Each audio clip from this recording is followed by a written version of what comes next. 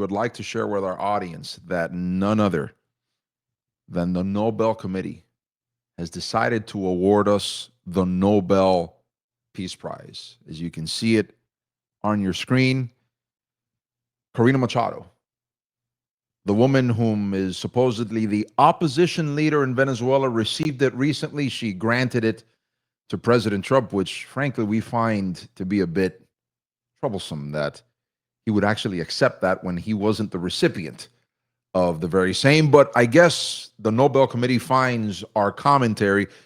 Notice what it says on the screen, folks. They have awarded us the Nobel Peace Prize for excellence in journalism and hilarity in commentary. Hilarity? Hilarity Hillary, in commentary. but No, not Hillary. Not Hillary. I'm just trying to get my Correct. words straight tonight. Correct. For hilarity For in a commentary. while, I thought you said bastard, and I said, whoa. And now Hillary. I said, what is wrong with Gio? But it's just my frequencies. They're not quite in tune tonight. But I'll get it straight now, because at the end of the day, I co-won this thing Right. with you. Yeah. So we are in quite distinguished company, if you didn't know.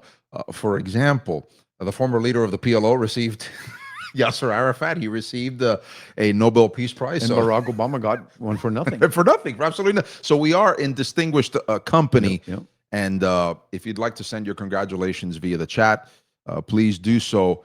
Write that in the chat and let us know. All capitals, so we can understand that you are really meaning that. Like a big congratulations. Correct. Guys. Yeah. Correct. Well, moving on to the commentary that we have this evening for our audience.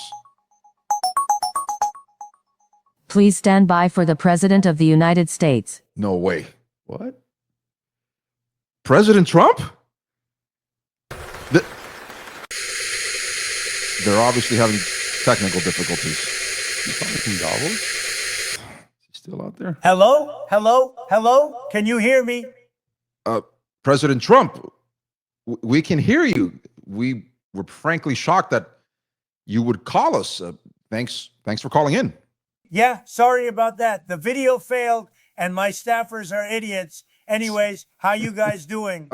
There's a lot of people that do share that sentiment with you about your staffers, but nevertheless, we are taken aback that you decided to call into the show. We're doing quite fine. May we ask, what is the purpose of this call-in? Gio and Jesus, you're talking to the greatest president of all time. Just thought you'd want to know that. Well, sir, we do know that, Mr. President, that you do have a penchant for self-glorification. That is true, but still doesn't answer the question as to why you are calling into the show so randomly. As a matter of fact, it's kind of amazing to us, and we're a bit troubled by the fact that you were able to call in and we did. Yeah, it was almost a hacking of the transmission. Yeah, it was a hacking, and why would the world's greatest, or the all-time great president of the United States call us? No, I don't get to watch a whole lot. You know, between having to take BB's calls 24/7 and Marco Rubio wanting me to name him Chancellor of Cuba and Mike Huckabee pestering me to name him Pharisee-in-Chief of Israel, I've got a lot going on, you know. Well, I'm glad you answered that, even though that wasn't necessarily our question. That was going to be my next question as to whether or not you watched. There must be maybe some instances in your day where you watch. But anyways, we ask you again, please, sir, could you ask, we ask you, why the transmission hack? Well, I'm calling, and I'm sure this is a great honor for both of you, because you may have heard that another Nobel Peace Prize winner gave me hers. I think I'm deserving of that one and of the one the committee just gave you. Okay, we get it now. So this is not about you're enjoying the episodes. It's more about you just being determined, outright dog determined to get the Nobel Peace Prize. I guess we have not reported sufficiently on the 8 wars that he has stopped. Correct. We understand. Sir, frankly, this was awarded to us, and we're not going to share that with anyone, including yourself, Mr. President. I mean, if you don't think I should get it, do remember what I did to Maduro and what I did to Iran. I'm not threatening you or anything. It would just be a shame if something like that were to happen to both of you. I'd prefer to make a deal if you'd be open to that. Mr. President, that does sound like an overt threat.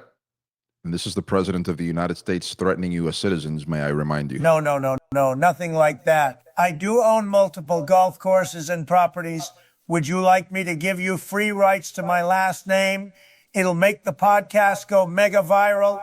You could call it Trump Respective or Trump Tive or Trump is the greatest man that has ever lived or 47 for life. Or Mr. President, I'm sorry to interrupt. Like we said before, we're not going to confer upon you the Nobel Peace Prize that was given to us. We're going to keep it. We feel as if since it was gifted to us, we should not do any sort of Indian giving here. So with all due respect, sir, we're not going to hand you that.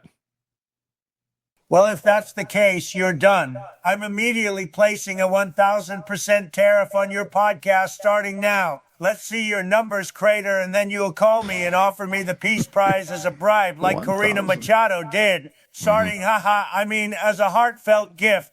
Okay, Mr. President.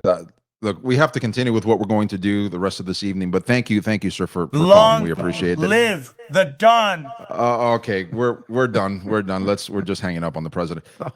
President Trump, folks, calling into Irrespective, and some of you thought that we were small fish and small fry, and here we are receiving hacked transmission calls from the president The Don himself of these United States.